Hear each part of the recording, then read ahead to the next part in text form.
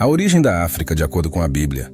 As páginas da Bíblia não são apenas ensinamentos sagrados, são também histórias que envolvem diferentes culturas, terras e povos. Uma dessas histórias fala sobre os africanos e como eles tiveram um papel importante na Bíblia. A presença dos africanos na Bíblia começa desde o início, lá nos primeiros capítulos, e continua até o fim. Pense na terra de Cuxi, que fica ao sul do Egito, talvez correspondendo ao Sudão de hoje. A Bíblia diz que os africanos são descendentes de Noé, aquele que construiu a arca durante o grande dilúvio. Noé teve 3 filhos, Shem, Ham e Jafé. Vamos focar em Ham. O livro de Gênesis nos conta sobre os descendentes de cada um dos filhos de Noé, incluindo Ham. Gênesis do 10 ao 6 diz que os filhos de Ham foram Cuxi, Egito, Puti e Canaã. Se observarmos esses nomes com atenção, percebemos que Cuxi refere-se à região ao sul do Egito, incluindo partes do Sudão. Egito, como sabemos, se refere ao país no norte da África. Puti é associado a partes do norte da África, possivelmente a região da Líbia atual.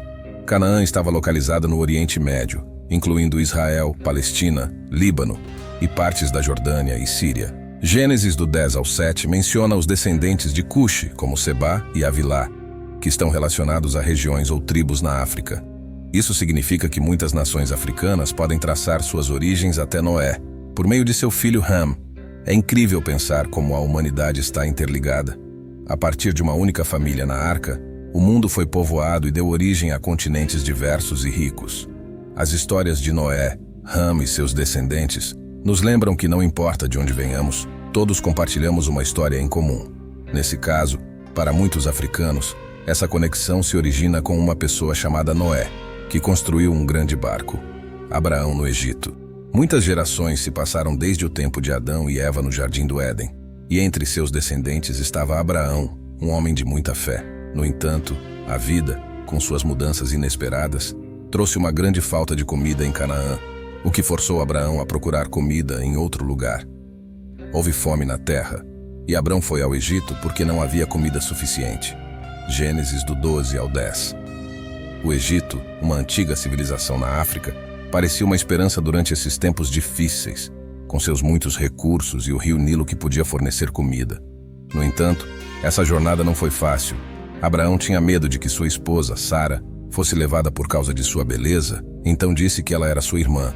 Isso causou problemas e eventos complicados entre Abraão e os egípcios. Gênesis capítulo 12, do 11 ao 20. José, da escravidão à salvação. Outra pessoa importante cuja vida teve uma ligação profunda com o Egito foi José, que era bisneto de Abraão. Sua história é sobre ser traído e depois salvo.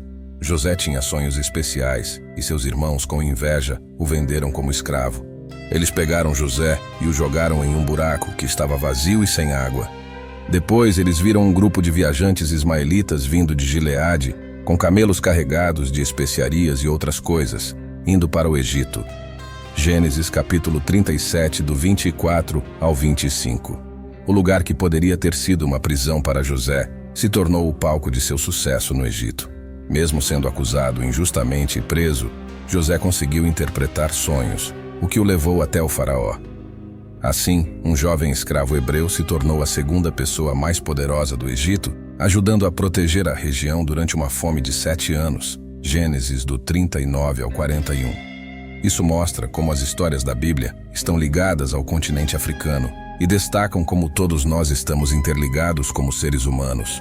A história de Moisés e o Êxodo é muito importante na Bíblia, pois conta como os israelitas foram libertados dos egípcios, seus opressores, e seguiram em direção à terra prometida. Como o Egito está na África, essa história também nos mostra como os africanos são representados na Bíblia. Os israelitas eram muitos e prósperos, mas o faraó, com medo do crescimento deles, os tornou escravos. Para evitar uma possível revolta, ele ordenou que todos os bebês hebreus fossem jogados no rio Nilo. Durante esse tempo, uma mulher israelita teve um filho, e para protegê-lo, o escondeu por 3 meses. Hebreus do 11 ao 23. Quando não conseguiu mais escondê-lo, ela fez um cesto e o colocou entre os juncos na margem do rio Nilo. A filha do faraó encontrou o bebê, teve compaixão e o adotou, dando-lhe o nome de Moisés, que significa tirei-o das águas. Êxodo do 2 ao 10. Embora Moisés tenha nascido israelita, Cresceu na família real egípcia, conhecendo tanto a cultura quanto os privilégios da realeza africana. Conforme Moisés crescia, Deus o escolheu para liderar e libertar os israelitas. Quando o faraó se recusou a deixar os israelitas saírem, Deus enviou 10 pragas ao Egito. Finalmente, o faraó concordou em libertar os israelitas devido às pragas e à morte de seu filho mais velho. Quando os israelitas estavam deixando o Egito, o faraó mudou de ideia e os perseguiu com seu exército. Com o Mar Vermelho à frente e os egípcios atrás, eles se sentiram encurralados. Mas Deus, por meio de Moisés, fez um milagre incrível. Moisés estendeu sua mão sobre o mar e Deus abriu um caminho seco. Os israelitas atravessaram em segurança.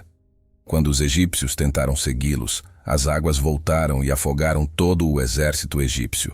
Assim, o Senhor salvou Israel das mãos dos egípcios, e os israelitas viram os egípcios mortos na praia do mar. Êxodo do 14 ao 30. Ao longo da Bíblia, as terras da Etiópia, muitas vezes chamadas de Cush, e seu povo, os cusitas, são mencionadas várias vezes.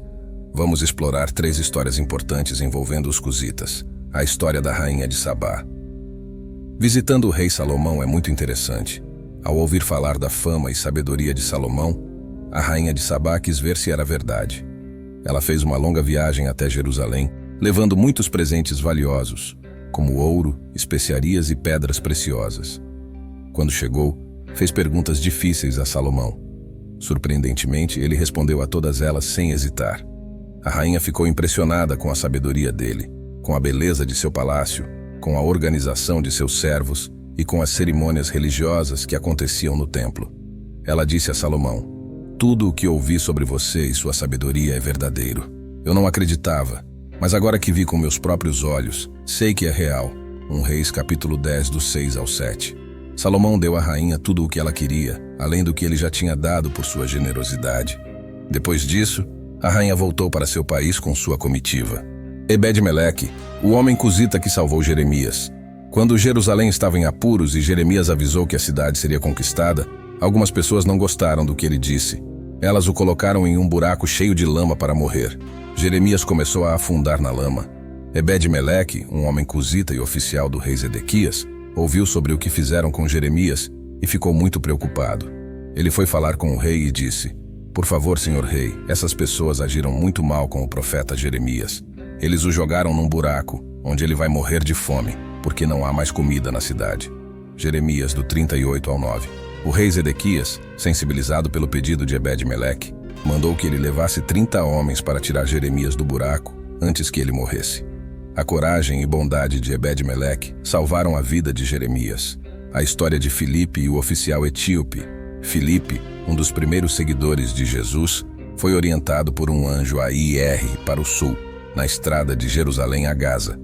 Lá, encontrou um oficial etíope importante, encarregado do tesouro da rainha da Etiópia, que estava lendo em voz alta o livro de Isaías. O oficial etíope, chamado Unique, ficou confuso com uma parte específica e perguntou: "Como posso entender, a menos que alguém me explique?" Atos, do 8 ao 31. Filipe explicou o trecho mostrando que se referia a Jesus. Enquanto estavam viajando, encontraram água, e o Unique disse: "Veja, aqui temos água, o que impede que eu seja batizado?" Atos, do 8 ao 36. Filipe o batizou e, depois do batismo, o Espírito do Senhor levou Filipe de repente. De repente, Filipe apareceu em Azoto e continuou pregando o evangelho em todas as cidades até chegar a Cesareia. Atos, do 8 ao 39. O Unique, cheio de alegria, continuou sua jornada, tornando-se um dos primeiros convertidos cristãos registrados da África. Em várias partes da Bíblia, são feitas menções a nações e pessoas da África, embora a maior parte da história bíblica ocorra no Antigo Oriente Próximo. Isso mostra que a Bíblia se refere a diferentes regiões e povos, incluindo os da África. Esse continente tem uma história rica que está interligada com eventos mencionados na Bíblia. No Novo Testamento, há uma história emocionante sobre um homem africano chamado Simão. Enquanto Jesus estava sendo levado para ser crucificado e estava muito fraco para carregar a pesada cruz até o Gólgota, um lugar de execução, Simão, um homem de Cirene na África, foi escolhido pelos soldados romanos para ajudar. Eles obrigaram um homem que estava passando, Simão de Cirene, pai de Alexandre e Rufo, a carregar a cruz de Jesus. Marcos, do 15 ao 21, Nova Versão Internacional.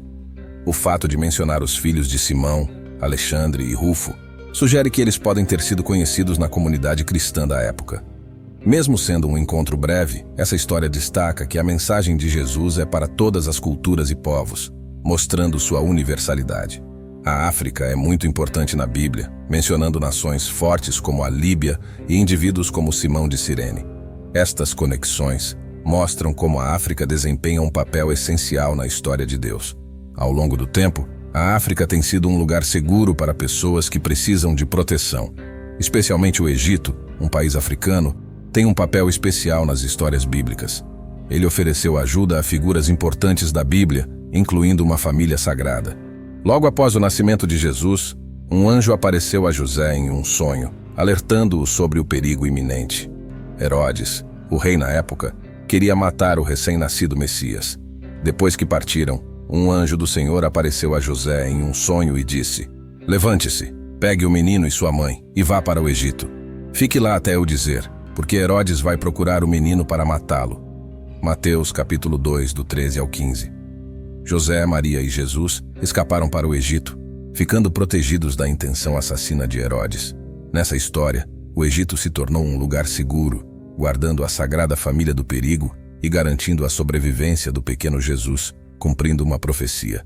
No caso da Sagrada Família, o Egito foi um refúgio abençoado, mas na história de Jeremias foi um destino escolhido por medo e desobediência a Deus.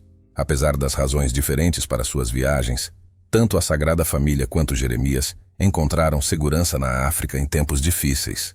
O Egito, como parte deste vasto continente, desempenhou um papel crucial em suas vidas. Essas histórias nos lembram da conexão entre a história sagrada e os lugares geográficos, mostrando como os locais podem se tornar santuários em momentos de perigo. Além desses exemplos, africanos desempenharam papéis importantes na formação e disseminação do cristianismo primitivo. Um exemplo marcante é o oficial etíope, chamado Unik, que trabalhava para a rainha da Etiópia e encontrou Filipe, o evangelista. Se você gostou deste vídeo, não se esqueça de deixar seu comentário e se inscrever para mais conteúdos inspiradores. Até a próxima vez, aqui no nosso canal. Que a paz de Deus esteja com você.